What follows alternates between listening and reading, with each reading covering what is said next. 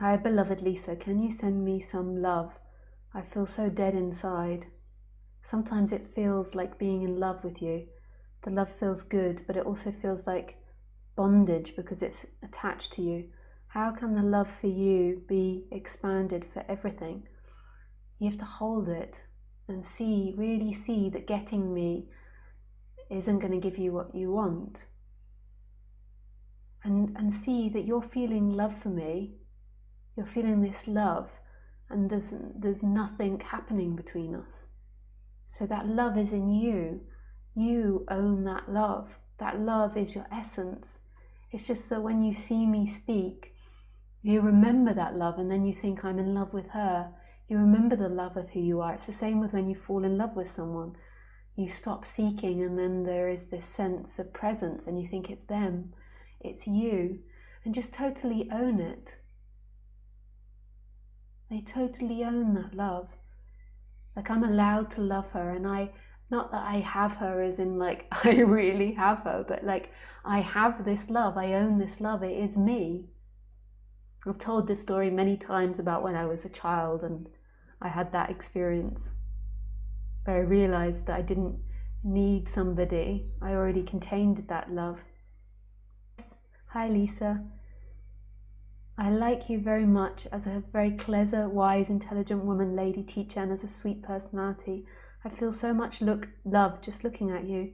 You are a strong teacher. I'm a girl, but feel totally in respect for all your work and compassion you share. Oh, thanks, Chris. That's really beautiful. Thank you.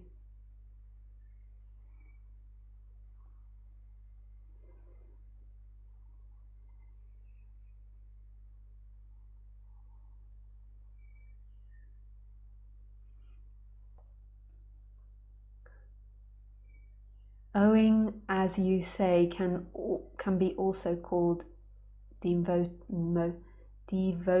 maybe. Yeah, you could move it to devotion, and then ultimately it's a devotion of yourself as the big self. But that's how it's done in traditional Advaita, I suppose. Let's be honest. It's easier to learn if you love the teacher. It's easier to learn or stay committed to something if you love the teacher. Like if you think back to being in school, you didn't really like the classes where you hated the teacher. It was normally the teacher that you loved where you succeeded and did well. And I think in traditional Advaita,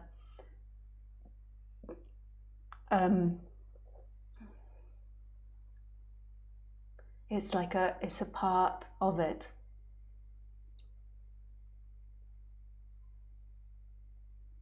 Like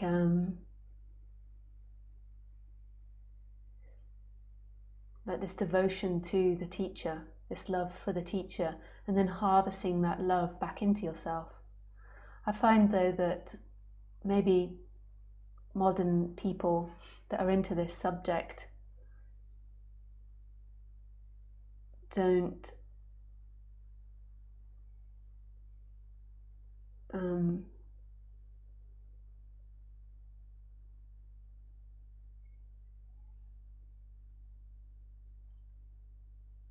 don't understand this, and then they think they're in love with me personally and that they have to do something about it and they have to get me or something. And really it's about harvesting that love back into yourself. So I had that awakening when I was a teenager where I imagined having the perfect boyfriend. So okay, you can use the imagination of me if you feel this love for me, or friend, or whatever it is, and you use it to evoke the vibration of love. And then as you expand more and more into that love, you then begin to see it as you, that it's your love, that it's the I am, that it's presence. So that's what I think tradition, or how it's traditionally done, but we don't really have those traditions anymore. I think it's what Mooji does, or what he's doing. And it's got beautiful quality to it. I don't think though that I could ever do what Muji does. Like you see a video of Muji and everyone's like really tightly packed into Muji, and then there's like loads of space, and then every time you see him, they're tightly packed into him. Like if you see him not on stage, if you see him just generally with people, they're like, and then and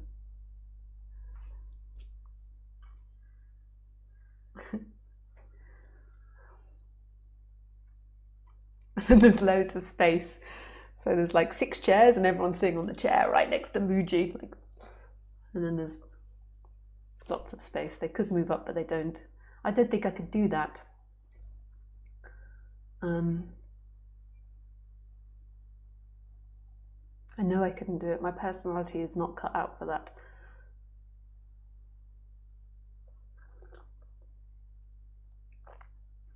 But you can do it in your mind.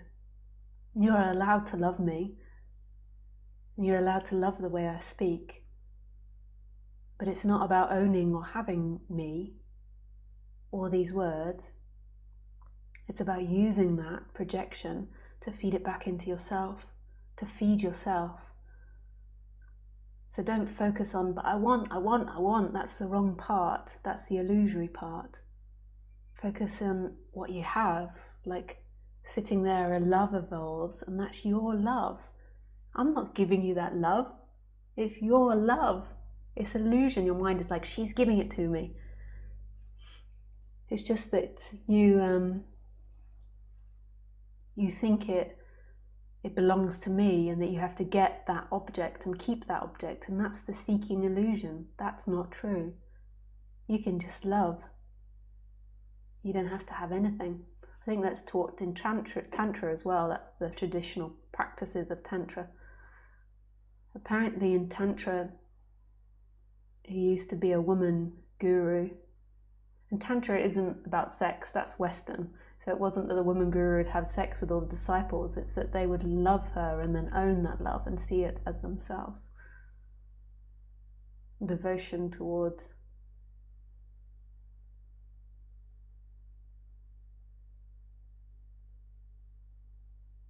And it's the same as if you see a woman on the street or a man on the street that you love, or at work. It's about owning that love rather than trying to obtain that love, rather than trying to attain it. I own it, it's mine. That's never going to be satisfying. That is never going to work out for you.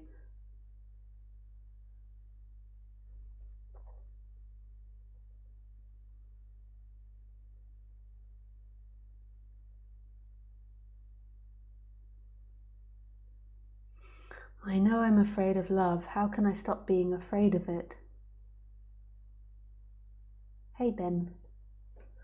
How to stop being afraid of love. See that it is yourself. See that it is the I am.